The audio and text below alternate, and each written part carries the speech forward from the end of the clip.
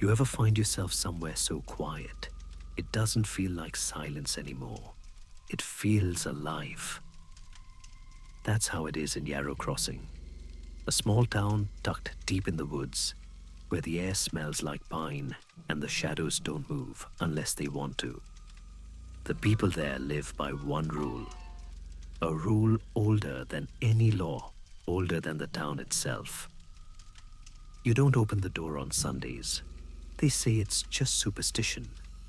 But superstition doesn't leave fingerprints burned into wood. It doesn't whisper your name from the other side of the door. This is the story of what happens when someone didn't listen, and why in Yarrow Crossing, silence is something you never break. I was born in the small white house at the bend of Croft Road, in a place called Yarrow Crossing. If you've never heard of it, that's because nobody ever really leaves, and even fewer people ever arrive. It's the kind of town that isn't on any map, unless you already know where to look, tucked between long stretches of pine and half-frozen creeks that don't know whether to run or sleep. There's barely 300 of us here, maybe less now. We don't have a highway, just a few dirt roads that twist out into the woods and eventually vanish. We've got one diner, a hardware store that doubles as a post office, and a church that doesn't open on Sundays. That's the first thing people notice when they move here Sundays. We don't talk about them. We don't plan anything on them. If you're smart, you finish your shopping on Saturday. Because when the sun rises on Sunday morning, Yarrow Crossing goes silent. Not quiet, silent. There's a rule older than anyone remembers. You don't answer the door on a Sunday, not even a crack. Not even if it's your best friend's voice on the other side. Especially not then. You don't bury your dead, you don't hold weddings, you don't have picnics. The church runs its service on Saturday afternoon for a reason. Outsiders call it superstition, an old wives' tale to keep kids in bed. But around here, we call it the hush. And it's not a story.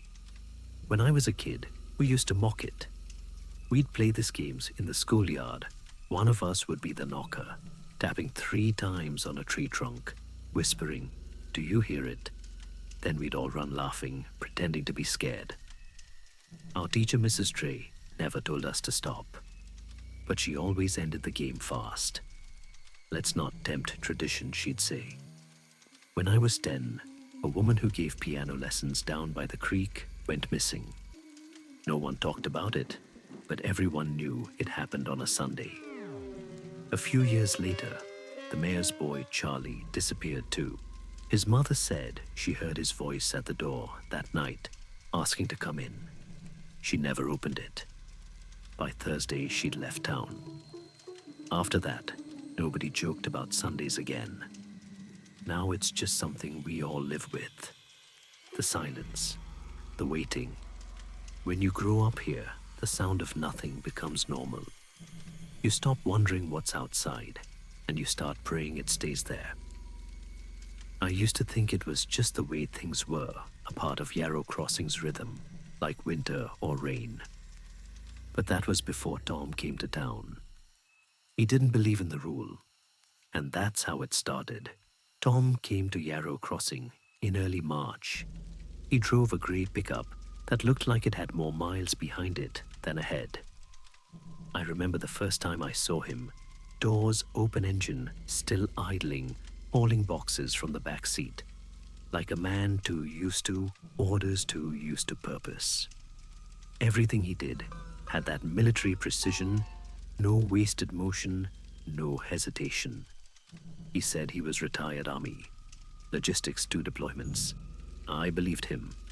He had the posture of someone who never quite stopped serving, shoulders squared, eyes always scanning. He smiled when he spoke, but his hands stayed restless, like he was ready for something to go wrong. He moved into the old Howran cabin up on Brush Hill. That place had been empty for 6 years. The last owner, a widow, had gone missing one Sunday night. Her porch light burned all through until Monday, and by Tuesday, no one went to check. We don't do that here, not on Sundays. By the time the sheriff came, there was nothing to find, just her shoes by the door and the smell of cherry tobacco in the kitchen. Tom didn't know any of that when he moved in.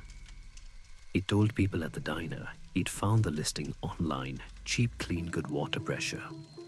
Said it was too good to pass up. He was friendly enough. Introduced himself to everyone at the hardware store, asked about fishing spots and cell service, whether the winters were really as bad as he'd heard. People liked him, at least at first. We're not an unkind town, just careful. He waved to me on his second day, sat next to me at the bar on his third. By the fifth, he'd asked when church was, and I told him Saturday at 4. He laughed, said Saturday. That's strange. Every church I've ever seen does Sunday morning. I told him ours used to. Then it didn't. He grinned. Maybe I'll start my own. He said it like a joke, but I could tell he meant it just enough to make me uneasy. A few of us tried to explain, not forcefully, just politely, the way you talk to a guest who doesn't know what not to touch. We told him we don't open doors on Sundays, that it's not about religion or danger, just something older, something that belongs to the land more than it does to us. He smiled through it, nodded like he was humoring children. At the diner the next morning, he asked Sarah behind the counter if we were all in on some kind of prank. She just poured his coffee and said I'd rest on Sundays if I were you. He thanked her, stirred in 2 sugars, and pushed the thought aside. But I saw it starting to settle behind his eyes, the first crack in certainty. There's a look newcomers get when they realize silence isn't peaceful here. It's waiting. That stillness gets under your skin. You stop hearing the wind, the birds, the hum of power lines. All that's left is the sound of your own heartbeat. By the second week, Tom had stopped walking his dog as often. He switched from boots to sneakers, and I noticed a holster at his hip said it was for bears. We don't have bears. The following Friday, I saw him down by the hardware store, buying sandpaper and a peephole kit. He said he was doing upgrades. I asked if he was settling in all right. He smiled, but it didn't reach his eyes. Yeah, he said, then hesitated. Hey, you ever hear anything on Sundays? Like knocking real late? He tried to laugh. It didn't stick. I told him, get your errands done by Saturday, and you won't have to worry about that. He nodded, half grinning, like it was still a joke. But I saw it then, the unease quiet and growing. The town's rhythm was starting to work on him, the way it does to everyone who stays too long. That Sunday night, his porch light stayed off. I checked twice from my window. He told me later he'd stayed inside just to play along. But the crease between his eyebrows told a different story, and deep down, I already knew what was coming next. Sunday crept in like it always does, ear soft, slow, and hollow. By morning, Yarrow Crossing had already gone still. The streets emptied, curtains drawn. The air carried that strange heaviness, the kind that presses on your lungs and makes sound feel wrong. I spent the day the way I always did, reading by the window, pretending not to listen. The hush comes in waves at first. The birds stop. The wind stutters. Then it's as if the whole world forgets how to breathe. Tom's cabin sat on the ridge, half hidden by the trees. I couldn't see the house itself from my porch, but I could always spot the faint yellow of his porch light when he left it on. That night, it stayed dark. Later, when I asked him about it, he said he'd been sitting in his kitchen around midnight, drinking coffee gone cold when he first heard it. 3 knocks, not loud, not frantic, just patient. He said he froze, waiting for a second round that never came. For a long time, he convinced himself it had been the pipes or a branch in the wind. But then, maybe 10 minutes later, 3 more. He told me his dog started whining, low and sharp. She wouldn't go near the door, wouldn't even lift her head. He waited it out until morning, sitting at the table with the lights off pistol by his hand. When dawn came, there were no footprints in the snow, no sign that anyone had been there. On Monday, he came by my place early. He looked exhausted, eyes red, jaw tight. He handed me a mug before I could even say hello. "You didn't hear anything last night?" he asked. "What kind of thing?" I said, though I already knew. "Knocking," he said. "Always 3. Waited a bit then, again. Kept going for over an hour. I watched him. He wasn't joking anymore. "You didn't imagine it," I told him. He stared at me for a long time. "So it's real then?" I nodded. "Some folks say it starts the first week you move in," I said quietly. "Some say it starts once you know to expect it." He exhaled through his nose like he'd been holding the breath since last night. "Not the wind," he said. "Not the house. I know those sounds. This was deliberate." He looked down at his dog curled up beside the porch step. She wouldn't move.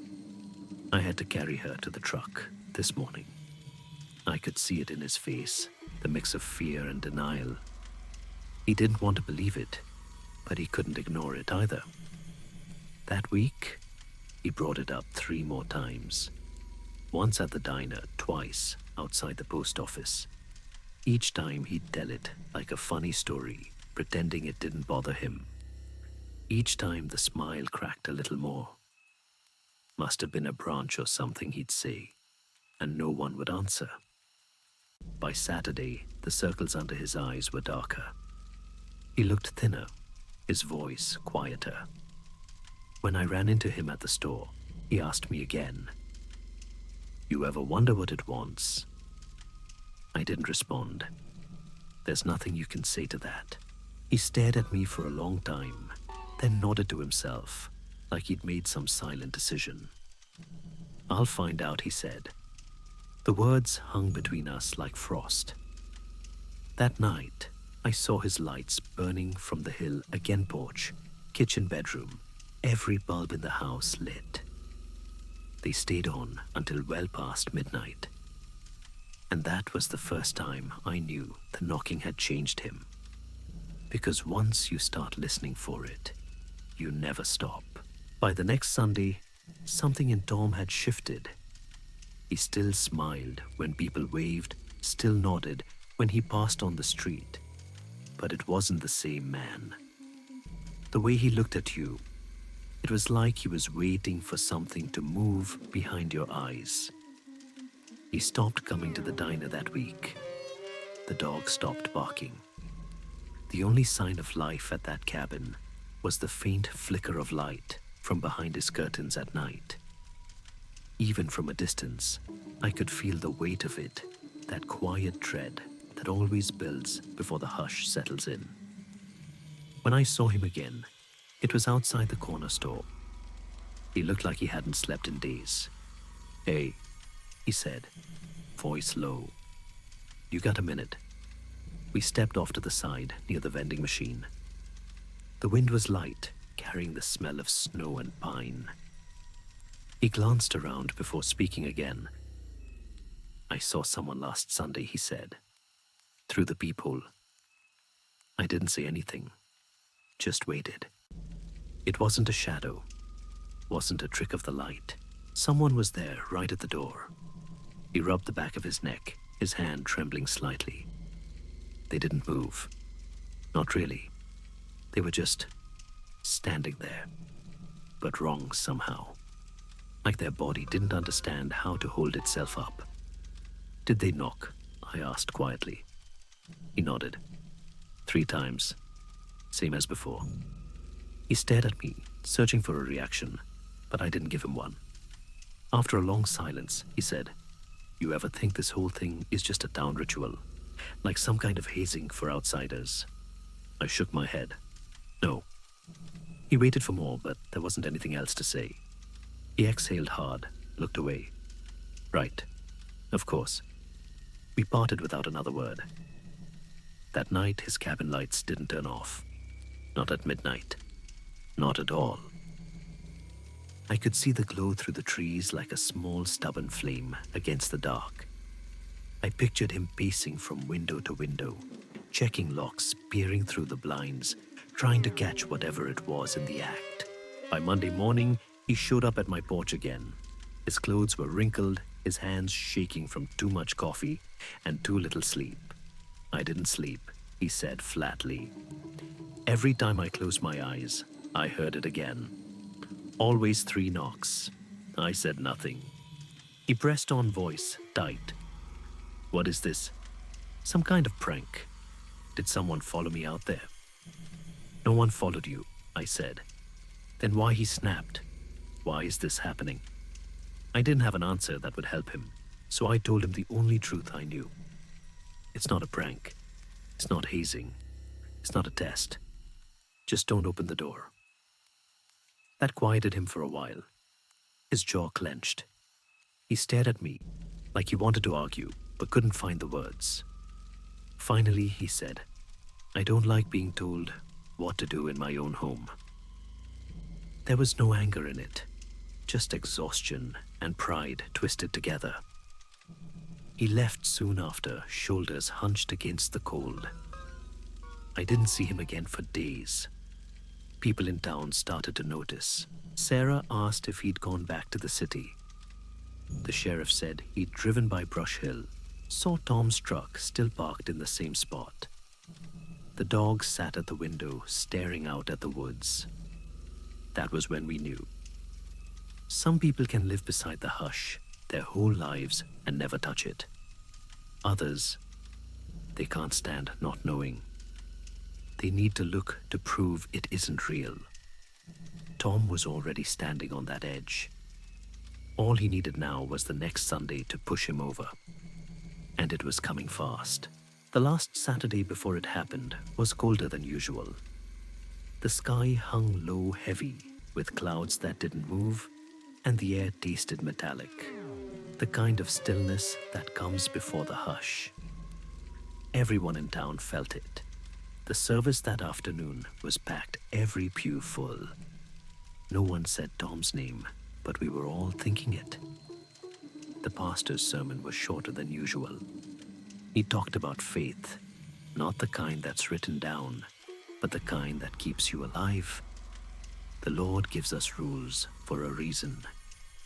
He said, his voice trembling slightly. Sometimes we don't need to understand them. We just need to obey. Tom sat in the back row, hands on his knees, staring straight ahead. He didn't sing. He didn't pray. When the service ended, he stood up before the final hymn and walked out without a word. That night, I stayed on my porch longer than usual. I could see the faint amber glow of his cabin through the trees on Brush Hill. His lights stayed on until after midnight. Then at 11:03, they went out all at once. The hush came quicker than I expected. The wind stopped first, then the insects, then everything. At 3:11 I heard it. 3 slow, deliberate knocks. They rolled through the trees, like distant thunder, soft but heavy, too far to be mine. I knew where they were coming from. Another 3 came exactly the same, spacing the same weight. Then nothing. The town fell silent. I sat there not moving, not breathing. You never get used to that kind of quiet. It's not peace, it's pressure. The air feels thick, like the sound has been taken out of it. Every instinct in you screams to run. but there's nowhere to go. The hush held for a long time. Then slowly, the wind came back faint at first, then steady. I waited until morning before I moved. I wanted to believe he'd made it through, that he'd stayed inside, done what he was told. But deep down, I already knew he hadn't. When I walked into town, I caught a few glances, people who knew without asking. No one said his name. That's how it always happens here. By 10, I was on the ridge trail. The ground was hard dusted with frost. Brush Hill stood quiet, the trees crowding close, around the old cabin. Tom's truck sat in the drive, the same angle as always. Engine cold. Windows fogged from the inside. The front door was cracked open. I hesitated, then pushed it wider. The air that came out was stale and bitter coffee sweat. Something older underneath. The table still had a cup on it, half full. A jacket on the chair, keys and wallet on the counter. It looked like he'd just stepped outside for a moment and never came back. The dog was under the bed. She didn't bark, didn't even whine. She just shook eyes wide, breathing shallow, her body pressed flat against the floor. When I knelt down, she wouldn't move toward me. She looked past me toward the door. That's when I saw it, on the frame near the latch. 3 black smears, long, uneven, like someone had dragged their fingers through ash. The wood beneath them was burned, warped slightly inward, as if the heat had come from inside the grain. I reached out. The residue crumbled under my touch, cold, dry. I stood there for a long time listening. The cabin didn't make a sound. When I left, I closed the door behind me. I took the dog with me. She didn't resist. By evening, word had already spread. No one said missing. No one said dead. We just stopped saying his name. And when Sunday came again, we made sure our doors stayed shut. A month passed before anyone dared to drive up Brush Hill again. By then, the sheriff had filed his report, resident presumed missing. No body, no sign of struggle, no questions. That's how it always goes here. They never list the truth, because the truth doesn't make sense to anyone who doesn't live with it. Tom's name wasn't carved into a headstone or printed in the paper. It just slipped quietly into the spaces between conversations. People lowered their voices when they mentioned the cabin, and after a few weeks, even that stopped. The dog stayed with me. She never barked again. She'd lie in the corner of the porch every Sunday, trembling hours before the hush came, long before the wind began to fade. It was like she could feel it inside her bones. The town carried on pretending everything was fine. But it wasn't. Not really. When I walked through the square, I could feel it, the silence that clung to people, like we were all part of a secret that couldn't be buried deep enough. Sometimes in the diner, someone new would ask about Brush Hill. The regulars would all look down at their plates or find a reason to leave. Sarah would just refill their coffee and change the subject. The church was full again that month. Every pew taken, every hymn sung off key, because nobody really believed in the words anymore. We were praying for something older than God to leave us alone. I started keeping a journal around that time. Not for faith, not for clarity, just to remember the names. There's a list at the back, written small and crooked, starting with the people my grandmother warned me about. Tom was the newest. I didn't write much else. You don't need stories here, just names. One Monday evening, not long after sunset, I found myself walking the ridge again. Habit, I guess. The trail was quiet, the air sharp with pine and frost. The cabin stood just as I'd left it, door still shut, the lock replaced by the sheriff. The step creaked when I got close. The sound felt wrong in the stillness, too loud for a place that had gone untouched for weeks. Leaves had gathered in the corners of the porch. The wood had darkened with moisture and time.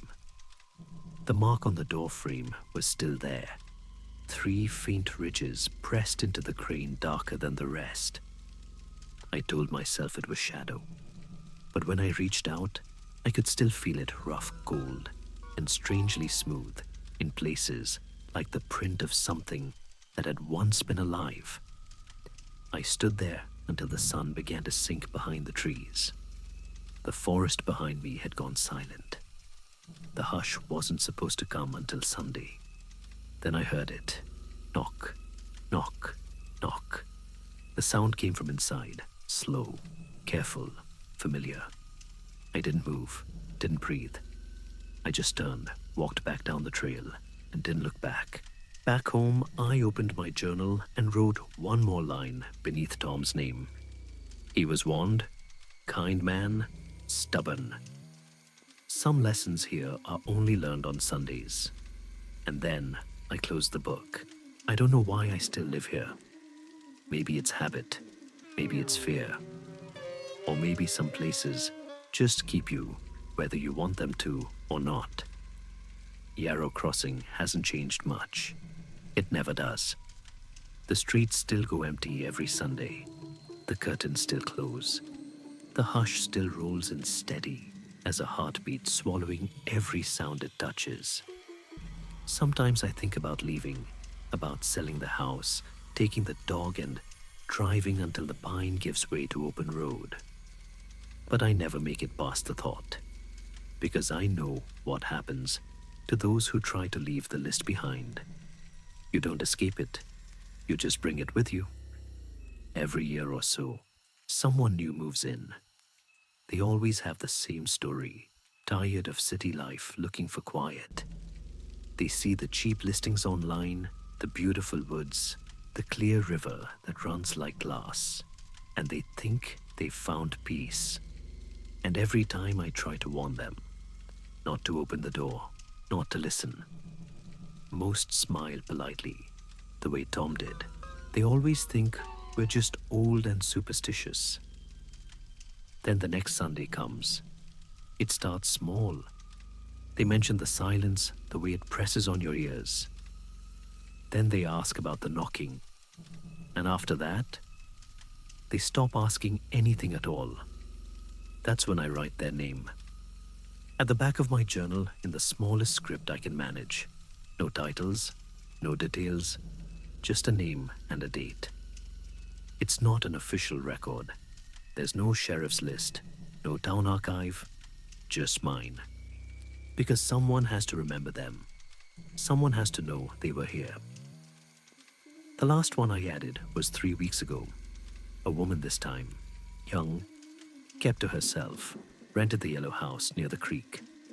I saw her at the store the day before she disappeared. She smiled, said she was finally getting used to how quiet it gets here. The next morning, her mailbox was open, letters untouched. By Monday, the for rent sign was back up. I waited until that evening to write her name. Then I closed the book and sat by the window until the hush faded again. Sometimes late at night, I still hear it. 3 slow knocks from somewhere down the road. Always 3. Never closer, never farther. When it happens, the dog lifts her head, eyes wide, ears twitching toward the sound. And I whisper the same thing I've whispered for years now. Not to her, but to whoever might be listening out there in the dark. You're not coming in. Then I open my journal. I look at the list, and I wonder how many names it'll take before the hush is satisfied. I don't think it ever will be, because some stories don't need chapters, just names, and some lessons are only learned on Sundays. If you ever find yourself passing through a small town that looks too peaceful, one with no traffic, no tourists, no sound on a Sunday. Keep driving, because towns like Yarrow Crossing don't survive by luck. They survive by obedience. And if you hear 3 slow knocks on your door, no matter how familiar the voice sounds, no matter how much it begs to be let in, don't answer. Some stories end when the door opens. Others keep knocking.